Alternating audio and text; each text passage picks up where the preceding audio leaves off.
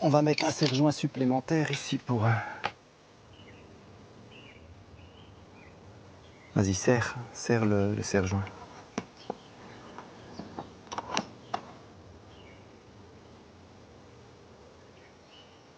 Il reste un peu plus que quelques plaintes à poser, mais tout doucement, Philippe et Béatrice Deck voient le bout de leur chantier.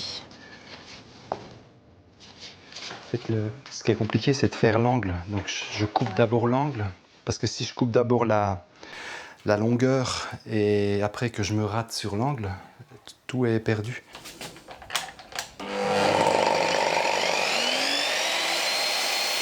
Un an de travaux pour construire leur maison du sol au plafond, eux-mêmes.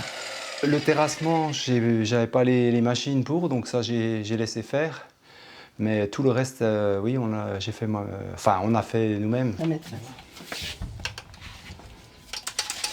On a fait tout les isolations, crépissage, plomberie, électricité.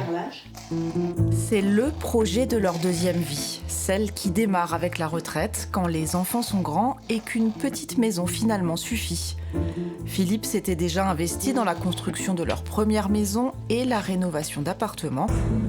Alors ce boucher de métier, grand bricoleur, s'est lancé avec le soutien de sa femme. Il y a beaucoup de gens qui nous ont dit c'est courageux à votre âge de refaire une maison. Ouais. Hein? Après, on aime ça, on aime les défis, on aime les défis. Ouais. Un défi, c'est ainsi que se présente le montage de cette maison à Ossature-Bois. Ouais, c'est un gros Lego, oui.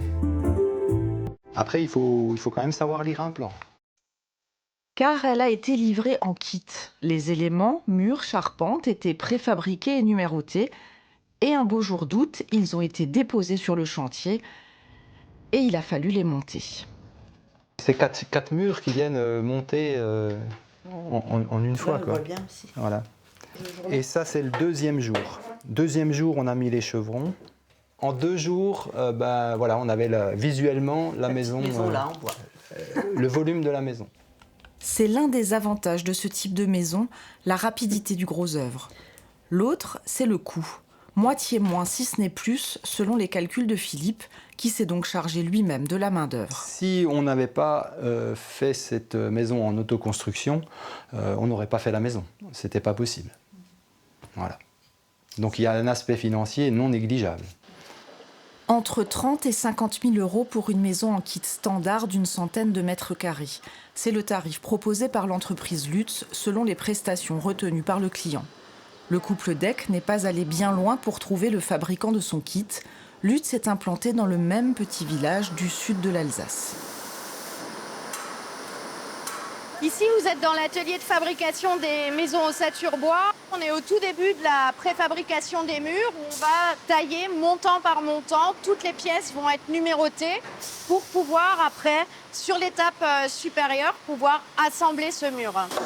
Cette entreprise familiale a pris le virage des constructions à Ossature-Bois à l'aube des années 2000, investissant massivement dans l'automatisation de la production. En quelques heures pour les projets les plus simples, quelques jours pour les plus gros, tous les éléments de construction, fabriqués au millimètre, sortent de l'atelier, prêts à être montés.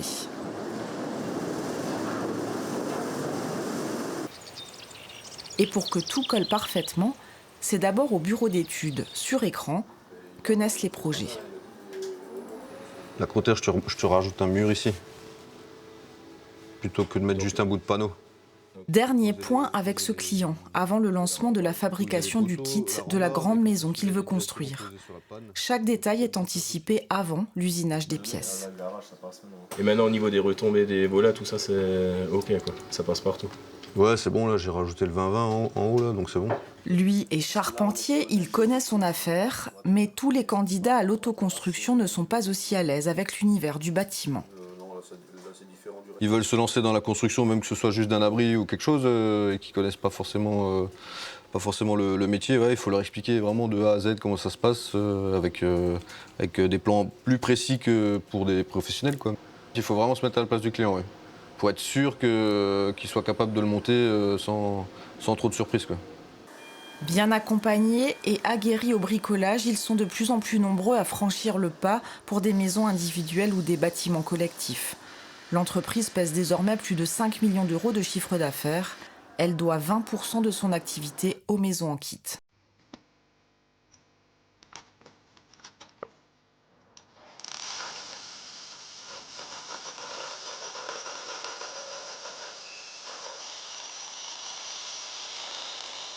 Gaëlle Plumière, elle, ne veut pas bâtir du neuf. Au contraire, en ce moment, elle détruit plutôt, pour redonner des bases saines à cette vieille maison alsacienne située en plein cœur d'un village du vignoble.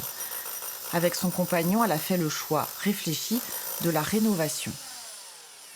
On voulait quand même participer à préserver le patrimoine. On n'est pas dans l'idée d'urbaniser des nouvelles terres, donc vraiment acheter de l'ancien, ça faisait sens pour nous. Et après, effectivement, se lancer nous-mêmes, le faire nous-mêmes, ça permet de maîtriser les matériaux qu'on y met, de comprendre, voir si c'est bien fait, la durabilité de la maison aussi, gérer ça.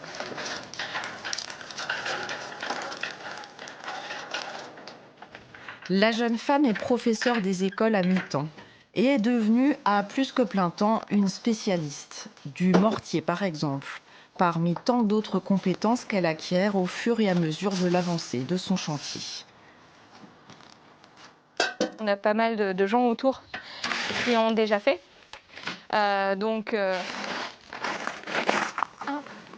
on va se baser sur eux, sur leur expérience, sur ce qui a fonctionné, ce qui a moins bien fonctionné. Et là, c'est vrai que comme on est dans une région où il y a beaucoup de rénovations, beaucoup de gens qui ont fait, on a de quoi faire.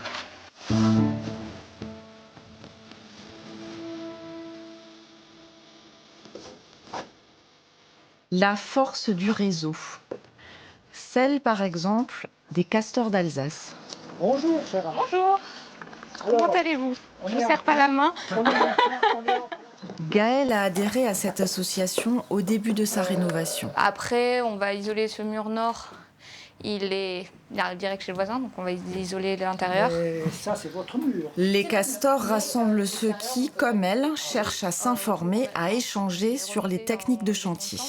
Lors de nos réunions, ça ne se passe pas forcément entre le public et le présentateur, ça se passe aussi souvent entre le public lui-même, c'est-à-dire « Ah, tu as fait ça comme ça, ah, tu es là, ah ben moi je suis à 10 km, ah bon, tu fais ça, ben figure-toi, moi aussi. » Partage d'expériences, de matériel aussi. Et puis on y pense moins et pourtant c'est important. L'association permet à ses adhérents d'être assurés pendant leurs travaux en cas de dégâts matériels ou corporels causés par eux ou ceux qui viennent les aider. Faire soi-même, mais savoir s'entourer, voilà sans doute aussi l'un des secrets des chantiers qui avancent bien.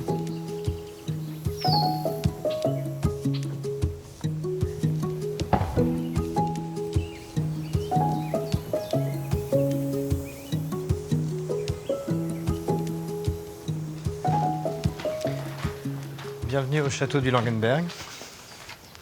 Voilà, nous sommes ici dans un lieu de vie multigénérationnel, bilingue, franco-allemand. Nous sommes actuellement une vingtaine d'adultes et une dizaine d'enfants à vivre sur place. On a commencé par rénover des espaces au sein du château, différents appartements et différents lieux de vie.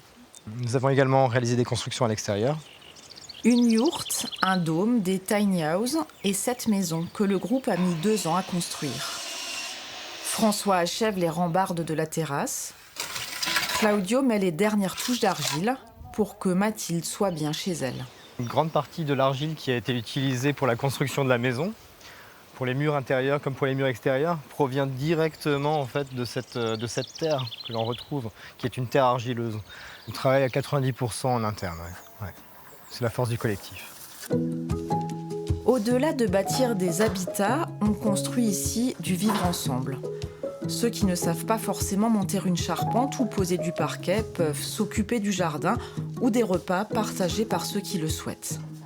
Aujourd'hui, c'est mon tour de faire la cuisine aujourd'hui. Voilà. Moi, je regarde toujours le matin ce qu'il y a dans le jardin, dans le frigo, et on fait ce qu'on veut. Les règles de vie commune sont décidées ensemble Certains espaces sont partagés, des projets culturels montés collectivement, mais chacun garde son intimité.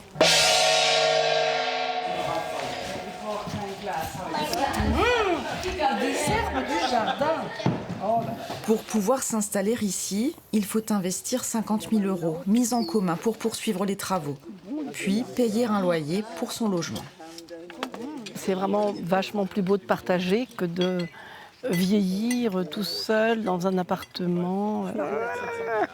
Des fois, on n'a pas les moyens d'avoir une maison dans la nature. Et quand on vieillit et qu'on aurait tendance, malheureusement, c'est dommage, mais on aurait tendance à se trouver inutile, ici, c'est impossible.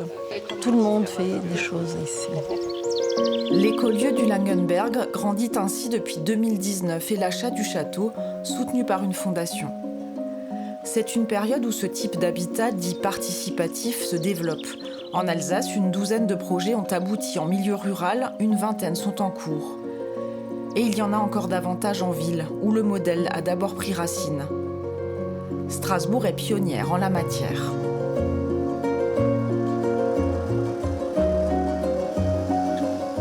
En France, c'est une place forte depuis 2010.